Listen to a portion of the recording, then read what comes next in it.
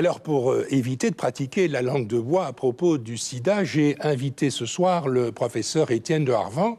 Vous êtes, Étienne de Harvan, médecin, diplômé de l'Université libre de Bruxelles. Vous avez fait votre carrière pour l'essentiel aux États-Unis et notamment à New York. Vous avez aussi enseigné à Toronto. Et vous avez publié récemment un ouvrage dont le titre est tout à fait explicite, « Les 10 plus gros mensonges sur le sida ». Ouvrage publié avec la collaboration de M. Jean-Claude Rousset, qui est un journaliste scientifique, ouvrage publié aux éditions d'Angle. Alors, votre thèse, pour parler grosso modo, vous allez affiner les choses, bien sûr. Votre thèse, c'est le sida, c'est pas du tout un virus. Et donc, il n'y a pas de contamination, il n'y a pas de contagion. Alors, qu'est-ce qui vous permet de dire cela ?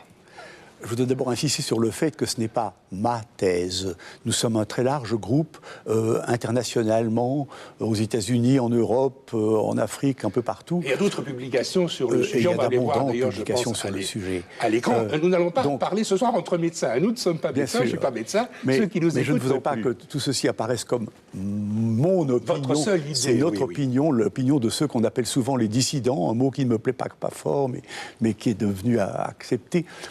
Et vous êtes des milliers, vous dites, vous êtes des milliers de scientifiques. Le groupe dont je suis actuellement le président comporte plus de 2 ou 3 000 signataires qui sont donc les membres de notre groupe et qui comprennent énormément de médecins, de biologistes, de PhD, de biologistes, de journalistes et de gens qui sont concernés par tous ces problèmes-là.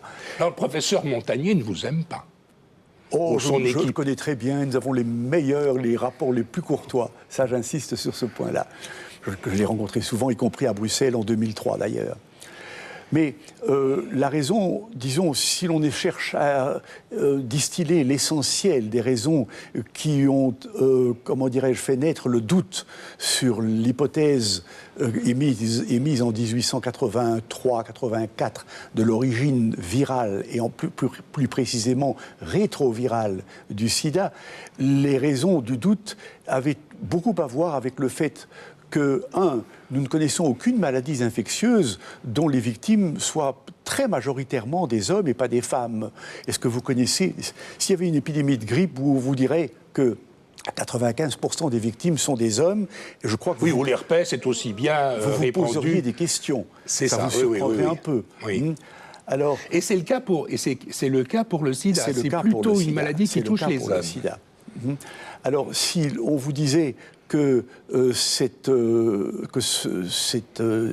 déficience immunitaire, qui est la caractéristique de la maladie, est due à la destruction de certains lymphocytes par un certain rétrovirus, si vous êtes très versé dans la science des rétrovirus, vous allez bondir parce que nous savons très bien que les rétrovirus ne détruisent pas les cellules qu'ils infectent. Autrement dit, l'hypothèse de départ était tout à fait scabreuse parce qu'elle incriminait des virus d'une famille dont nous savons très bien, parce que moi je les ai étudiés pendant 25 ans à New York, que ces virus ne tuent pas les cellules qu'ils infectent. Alors on les incriminait pour détruire une certaine famille de lymphocytes qui sont hautement nécessaires à la stabilité de nos défenses immunitaires. Ça ne tenait pas debout dès le départ. Disons que ce sont les deux raisons principales qui, dès le début, nous ont fait poser de toutes grosses questions. Et ces questions ont été alors concrétisées par le professeur Peter Duesberg de Berkeley en Californie, qui est un très éminent microbiologiste pour lequel j'ai le plus grand respect et qui, dès 1987, a émis très courageusement ces idées tout à fait contraires à l'hypothèse officielle de l'origine rétrovirale du sida. Hypothèse qui a été admise avec une précipitation absolument invraisemblable. Elle a été émise essentiellement en 1984 par le professeur Gallo au cours d'une conférence... Oui, aux États-Unis, mais Montagnier en France. Oui, par le professeur Gallo au cours d'une conférence de presse qui se tenait à Washington. Et cette hypothèse a été acceptée avec une précipitation absolument dramatique. Oui, mais les moralistes s'en sont, si j'ose dire, emparés pour dire, voilà, vous avez fauté et donc vous êtes punis. et notamment, bien le sûr. sida est apparu dans le discours de certains évangélistes comme la punition envoyée par Dieu Bien sûr. contre les grands pécheurs. Or, et vous citez cette enquête dans votre livre, on a enquêté auprès des prostituées, notamment en Afrique. Je pense que c'est au Kenya, le pays que vous évoquez, et vous avez dit, bon, on a observé que les prostituées, même celles qui ne se protègent pas, ne contractent pas le sida. C'est plus qu'en Afrique. Le cas des prostituées est essentiel parce qu'il y a eu des études extrêmement sérieuses faites en Thaïlande, en Afrique, en Europe, aux États-Unis, et qui toutes concordent pour démontrer que les prostituées n'ont pratiquement jamais le sida. Les seules que l'on trouve dites séropositives sont celles qui sont en plus des droguées intraveineuses. Mais sinon, les prostituées n'ont pas le sida. Alors prétendre qu'il y a une transmission sexuelle du sida alors que les prostituées n'en font pas est tout à fait contradictoire. C'est pourtant ce que le commun des mortels, dont je suis, Bien a sûr. gardé comme image. On Bien se sûr. dit, le sida se transmet essentiellement par le contact sexuel. Et donc, si l'on a des contacts sexuels avec d'autres personnes que son conjoint, on risque de contracter cette maladie. Il y a des études tout à fait classiques qui ont démontré le contraire, notamment les travaux de Padgett, qui a porté sur un très grand nombre de couples dits sérodiscordants, où un des partenaires est séropositif et l'autre pas. Hein, et on n'a jamais observé, je crois que cette étude portait sur 10 ans, on n'a pas un seul cas de séroconversion du partenaire séronégatif.